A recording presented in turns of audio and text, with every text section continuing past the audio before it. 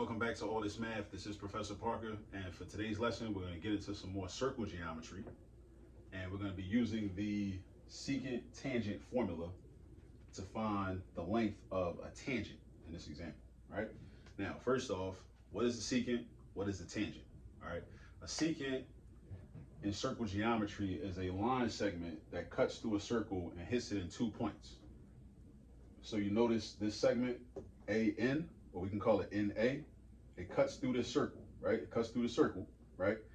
From point A, and it's going to hit it at point T. It's going to hit it at point N.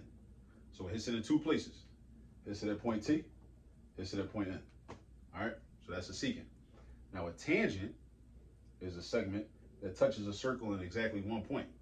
So you see point B right here, right? Point B is on the circle, right? This tangent, this segment, which is a tangent because it hits the circle in exactly 1 point. Not 2 points. A secant hits a circle in 2 points. A tangent hits a circle in exactly 1 point. And that's it.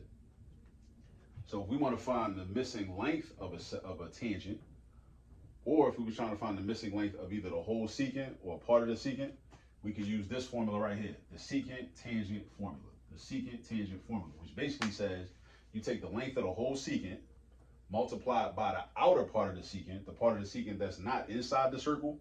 You see this part is inside the circle, this part is outside the circle. You multiply it by the outer part of the circle, and that's going to be equal to the length of the tangent squared, or multiplied by itself. Squared or multiplied by itself. Squared or multiplied by itself. All right. So now look at my points though. Look at my points. You see I got my Nat Turner Day celebration from t-shirt from back in the day on, right? So the N, point N and point T represents Nat Turner, right?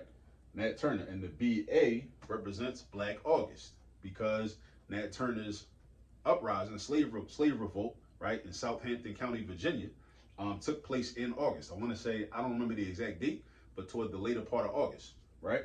So that's BA stands for Black August, because there's a lot of events. There were a lot of activities throughout history that our ancestors have participated in and partaken in to try to get our freedom, right, from oppression.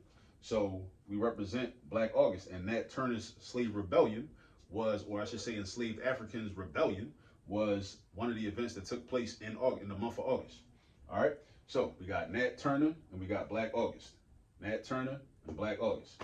All right, so now let's get back to the geometry real quick. So for the secant part, the whole secant is going to be 33 plus 7. Well, let me do it. Well, let's do the segments first. So the whole secant is going to be NA.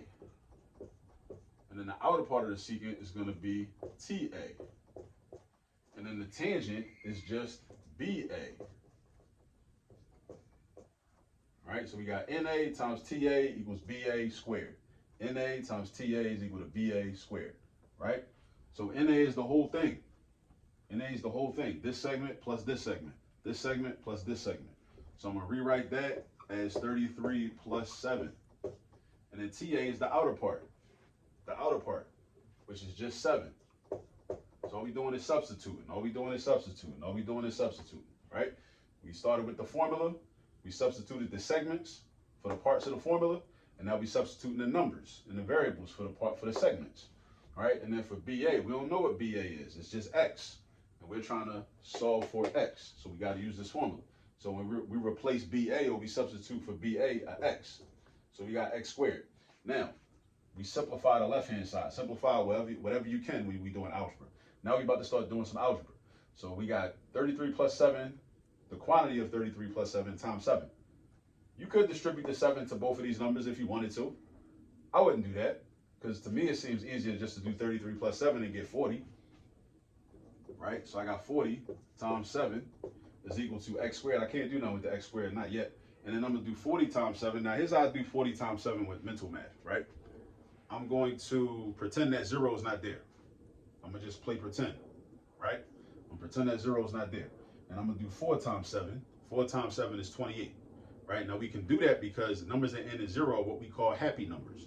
When I think of happy numbers, I'm thinking of HAPI. The Happy River was an ancient name for the Nile River, for what we know today as the Nile River, that our ancestors in ancient Kemet, right? That's what they called it. So when I think of happy numbers, I think of the happy river. Happy numbers that end in 0. Why does that make us happy? Happy, because it makes the math easier to do, right? But I think of the pronunciation hapi, happy river, ancient Kemet, Nile River, right? So 4 times 7 is 28, and then I just reattach the 0, so I get 280. So now I got 280 is equal to x squared. So now I got to solve for x. So I got to get x by itself. So that means I got to get rid of this 2, this exponent 2. I got to get rid of it. How do you get rid of an exponent? You do the opposite operation. What's the opposite of exponentiating something? Taking the square root of something. The opposite, well, I should say this. The opposite of squaring something is taking the square root of something. So that means we're going to do this. We're going to do the square root of 280 on the left side. We're going to do the square root of x squared on the right side. Now, in some cases, we would have to do plus or minus, right? Because we're taking the square root of both sides. But we're not doing that here because we're not concerned about the negative value, right? We're not concerned about that because we're looking for an actual length that has an absolute value, right? Must have a positive value because the length of this tangent must be positive. So we don't concern ourselves with the negative value of the square root of 280. So for the square root of 280, I already did this on paper. So I'm about to hit my notes. So the square root of 280 is 16.7. So that's a good calculator problem, right? Throw that in your calculator. Make sure you know how to use your calculators, all right? So then take the square root of x squared, you get x, because the exponent and the radical cancel each other out. The exponent and the radical cancel each other out because they're equal operations, but they're inverses of each other. So they cancel each other out, right? The square root of 280 is 16.7. That means that 16.7 times 16.7 is approximately equal to 280. That's what a square root is, in case you was wondering. And in case in class you might have been embarrassed and you wasn't comfortable raising your hand asking your teacher what a square root is. So I just told you what a square root is, just so you'll know. All right, the square root of 280 is 16.7.